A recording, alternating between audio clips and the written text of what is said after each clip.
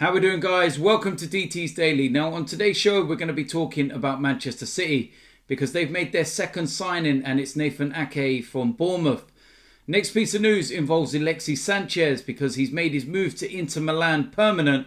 And the last piece of news involves Arsenal because they've had to make 55 members of staff redundant due to the coronavirus pandemic. I represent my fucking self. How we doing, guys? Welcome to DT's Daily. That's right.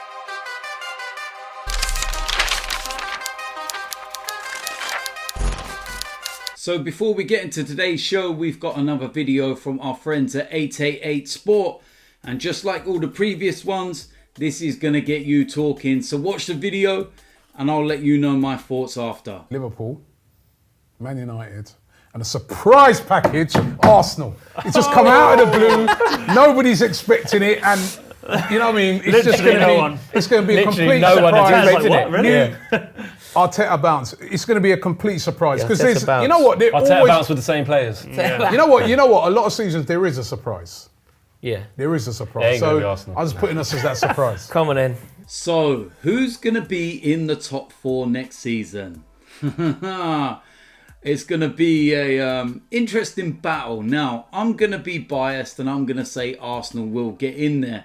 Now, what I will say on this is that if Arsenal go out and make the purchases that, we're looking to buy, some of the names that are being mentioned, then we can certainly challenge to get back into the top four. Will we get in there? I don't know. But we can certainly challenge. But we do need to make changes. The two top sides are going to be Manchester City and Liverpool. Manchester United are going to do better. Chelsea are going to do better. It's going to be some big battles. And we're going to have to really work hard. And we're going to have to really, perform a lot better than last season if we want to break into that top four and get into the Champions League again. Because that's the first thing that we need to do. Get back to Champions League football. And then we can start to build on that. So it's one of those ones and it's very interesting. And I want to get your thoughts. Now, of course, you can watch the full video over on 888 Sports YouTube channel. Links in the description. And when you've watched it, go over to the comment section and let me know what you think. Who is your top four? Do you think Arsenal can get in there? A lot of people will probably say no, but it depends what we do in the transfer window, like I said. But get yourself over there, links in the description, and we'll have another debate. So yeah, listen, with that said, let's go and get into today's show. Starting off with the first piece of news, and that's Manchester City have completed the signing of defender Nathan Ake from Bournemouth for £41 million on a 5-year deal. The 25-year-old underwent his medical in Manchester on Wednesday after City agreed a deal with relegated Bournemouth for the Netherlands international last week. Ake becomes City's second signing of delayed summer transfer window after the club landed Spain under-21 winger Ferran Torres from Valencia. So yeah, this was something that we spoke about, last week. But it's official. Nathan Ake is a Manchester City player. It's going to be very, very interesting as to where he plays for Manchester City because he's more of a left-sided centre-back, but they've got Laporte. And Nathan Ake is not going to, take his place. So they're going to go with three at the back. Could there be the option of him going as a left-back? I know Mendy's always injured and, there's an error waiting to happen in him. But £41 million, that's a lot of money. He's at great age, 25 years old. So, he's not hit his peak or anything else. But 41 million, it's a lot of money. And given the current situation, it's a lot of money to spend, on a player that's probably only worth around about 25 to 30, if that. Depends how you feel about the situation. But listen, Manchester City won't care too much. They've got their man. And that's the second signing for Manchester City already since the end of the season. Next piece of news involves Alexis Sanchez, and Manchester United manager Ole Gunnar Solskjaer has confirmed that Alexis Sanchez will join Inter Milan on a permanent deal.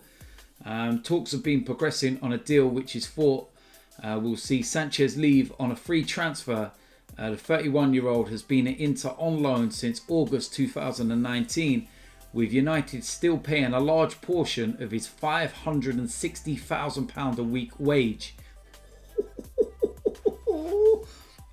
560 grand! Wow, the man's on over £2 million a month to play the piano. You can sit there and mock Mesut Ozil all you want and say that he's earning 350 grand a week to pay Fortnite. But over £2 million a month. And his only contribution to Manchester United is playing a piano. Wow, absolutely staggering. But Manchester United, they will be just happy to get him off the wage bill. And this transfer has just not worked out like anybody at Manchester United would have thought. The Alexis Sanchez that Manchester United bought was not the Alexis Sanchez from Arsenal. Arsenal got the best out of Alexis Sanchez. The only downside to it is that we never cashed in maybe a bit sooner. He could have gone in the summer window before he left to go to Manchester United. And we could have got around about 70 to 80 million pound for him from Manchester City. But we tried holding out and keeping him tied down for that final year and seeing something would change. And yeah, we ended up swapping him for Mkhitaryan, and we know how that one worked out. I think this is one of those transfers where Arsenal and Manchester United can both look at it and say, you know what? Let's brush this one under the carpet, forget it ever happened, and let's not ever talk about it again. You know, what I will say is that at least we got something out of Alexis. We had some brilliant times out of him. It's sad the way that it ended. But, you know, Manchester United, they never had any great times out of Mkhitaryan. Ever since he's come to the Premier League, he's been crap. It's not been the Mkhitaryan that you saw at Dortmund. A couple of moments here or there, but none on a consistent level. But Alexis, like I said, for a couple of years at least, he was one of the best players in the Premier League. He was sensational. And I'm glad I got to see those moments. I'm glad I got to see some unbelievable highlights. But yeah, it's one of those where you're just looking at it now and saying, you know what? It's done. It's finished. It's in the history. And Arsenal and Manchester United fans, let's just forget about these transfers. Let's not talk about it again. And let's just move on. I think that's a fair deal. Call a truce on it. Neither of us got a great deal out of it. And yeah, like I said, we move on. Last piece of news involves Arsenal. And it's not a great piece of news this, but Arsenal have announced plans to cut dozens of jobs as the continuing coronavirus crisis takes a toll on revenues. The Premier League club's head of football, Raul Sanelli, and managing director used a joint statement to outline a series of pressures which are expected to drag on the club's finances for the foreseeable future. The decision follows the completion of a severely disrupted 2019-2020 season that saw Arsenal finish 8th in the Premier League but secure Europa League football following a 2-1 FA Cup win over London rivals Chelsea. That victory secured a welcome £3.6 million prize, while Europa League qualification guaranteed a further windfall of at least £2.5 million. The club said it had been forced to begin consultations with staff over 55 proposed redundancies in a bid to reduce its cost base. It includes a wage bill above £200 million, though that sum was reduced through some pay cuts agreed across the club at the height of the COVID-19 crisis. Arsenal did not set out where the worst of the pain would be felt across its operations, but it is understood to be broad-based. Now, what I will say about this is that there's been a hell of a lot of a backlash over this from supporters on social media. And some fans are going after the players and saying, you know, like Mesut Ozil, for example, he's on 350 grand a week and he's doing nothing. So get him off the wage bill and stop, you know, people that do actually work hard losing their jobs. What I will say about this situation is don't blame the players. players were given wages by the club. Have a look at the owner. Stan Kroenke has a wealth of over £8 billion. Now, there was one tweet that was put out to Arsenal at the time, and it's kind of a rough, base of figures as to what Stan Kroenke could do. Now, 55 employees on, let's be generous, £50,000 a year. That's £2.75 million. Stan Kroenke has therefore saved 0.03% of his net worth. What an embarrassment to the club. Yeah, and when you think about his wife as well, and she's the heiress to Walmart.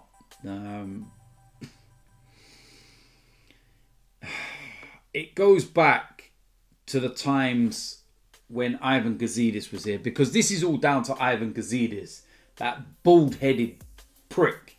It's all down to him. That's where this is, all stemming from. And he was the one that put on the ridiculous wages.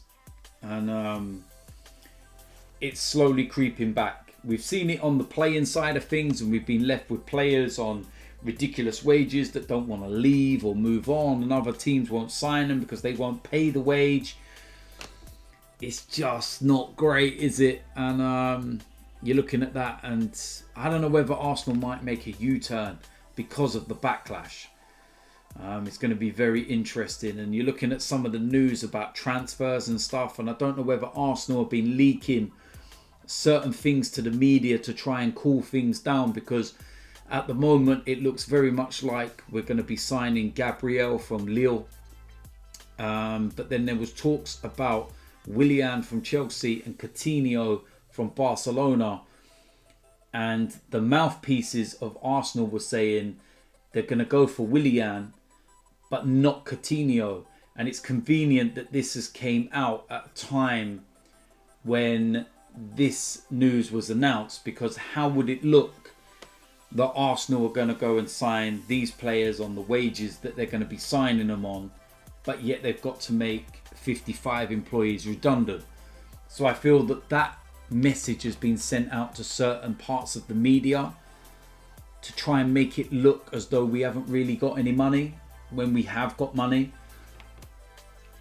But I don't know where I sit on this one. It's not great. It's not a good look. And hopefully Arsenal do change their mind. I think the backlash might make Arsenal actually realise, maybe Stan Kroenke, we don't know, but we'll have to wait and see with this one. So there we go. That is it for today's DT's Daily. As usual, let me know in the comment section what you think about today's topics. Let me know about this situation with Arsenal and your thoughts on it.